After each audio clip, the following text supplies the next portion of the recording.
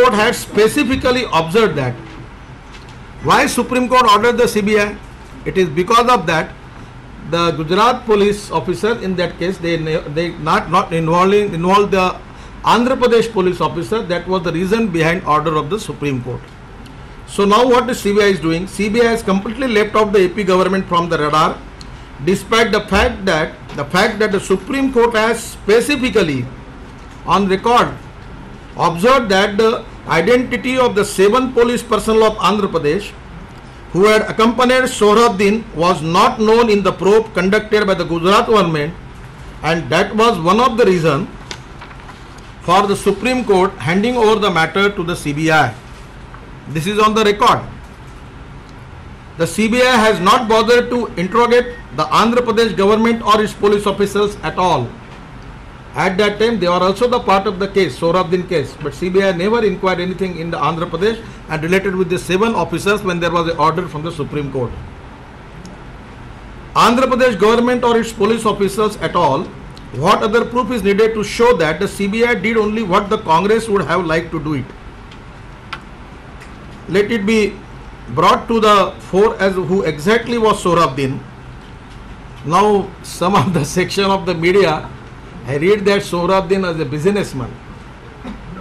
So I want to elaborate what type of business he have, and let us report it to the people of India what are the credentials of Sohrabuddin, and it is very essential to know the people what Sohrabuddin is. He was not only a criminal, but he was a terrorist. He was a part of Daud gang in Gujarat. He had confessed to court about his terrorist links. There were 27 serious criminal cases, 21 serious criminal cases pending against him in Gujarat, Maharashtra, Madhya Pradesh and Rajasthan. It is on the record. 2 offences under TADA, 9 offences under Arms and Explosives Act, 1 offences under the Customs Act and 20 offences under the CRPC Penal Code. From his farmhouse, some of the section of the people who are reporting as a businessman to find out what the police gets from his house. From his farmhouse, 24 AK-56 rifles, 27 hand grenades, 5,250 cartridges and 81 magazines were seized the Gujarat police. Yet this terrorist was being described as a businessman in couple of media reports. Since charging any one of with encounter death of such a criminal may not arouse sympathy, the CBI goes on about fabricating stories of extortion by the Gujarat police officials in collusion with Amit Bhai Shah, so as to give the impression that it was not an action against the terrorist but an operation for money. You just refer the charges which are registered against Amit Shah in his charge sheet. The charges are just you can find out, you can get the info, but an operation for money. Extortion, yes, extortion. For this purpose, the CBI seems to rely on the evidence of land grabbers and criminals. 2 Patel brothers,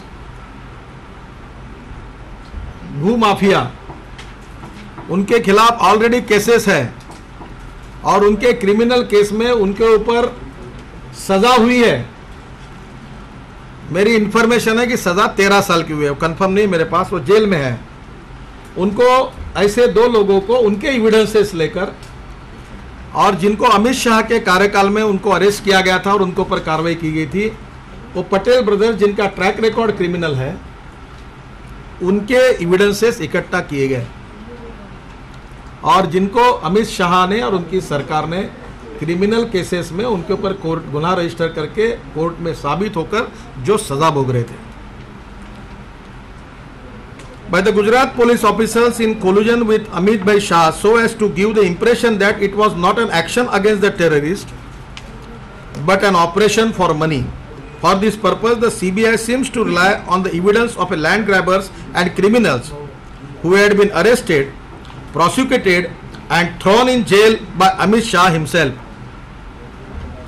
would they not be willing witness to the CBI against Amit Shah? The CBI has invented and fabricated the charge of extortion by the minister and the police officers too. Truth that it was an action against a hardened terrorist. What about the encounters elsewhere? This is also an interesting story. I will request you please check it and find out what is the things which are going on in the country. Now take the encounter killing as a national issue. According to data provided by the National Human Rights Commission (NHRC), there were 712 instances of alleged encounter killings in the country from 2002-3 to 2006-7. 712 ये जो fake encounter के बारे में जो तकरारी गई है हमारी national human right commission के पास, वो 712 केसेस है 2002, 2003, 2006, 2007 तक. Out of this the number of the alleged encounter killing in Gujarat was 17. 712 में से इस कार्यकाल में गुजरात में केवल 17 इनकाउंटर हुए हैं.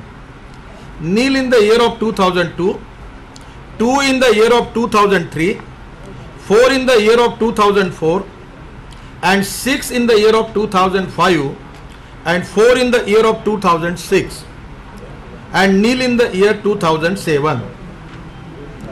The NHRC report also mentioned that out of the 440 cases of encounters pending with the NHRC as on 21st March 2006, only 5, just 5 related to Gujarat, and the balance is accounted by, just to refer, UP 231, Rajasthan 33, Maharashtra 30, Andhra Pradesh 22, Assam 12, amongst others. Yet only the encounters in Gujarat are being highlighted and are under investigation by the CBI. If every encounter killing is suspect, that there must be an overall, if every encounter killing is suspect, then there must be an overall national policy on how to handle encounter killings. अगर हमने इसी प्रकार से निर्णय किए तो क्या हमारे सुरक्षा के जितने फोर्सेस हैं, पुलिसकर्मी हैं, कभी आतंकवादी को मारेंगे, कभी गुनहगार को मारेंगे? अगर इस प्रकार से चलता रहेगा और सब पुलिस वाले जेल में जा रहे महाराष्ट्र में और सब जगह पर, और उसको अगर ह्यूमन राइट कमीशन का आधार लेकर अगर इस प्रकार का संरक्षण मिलता रहेगा तो इस देश में कानून और व्यवस्था की रक्षा कैसे होगी और आतंकवादियों से कौन लड़ेगा? But it is difficult to understand why only the Gujarat government is chosen for a different hostile treatment by some of the human rights activities and by the central government. A microscopic minority of NGO, those who are constantly pressurized in Supreme Court as a NGO, in many of cases it is already to be identified that their allegation was false. I don't want to elaborate that cases, I have got a record about it, but this is the fact. The very interest which want the Sohrabuddin case accused to be found are fighting cases to get reprieve for terrorists, be they Afzal Guru who attacked the parliament or the accused of Rajiv Gandhi's case. Now already what has happened to Afzal Guru?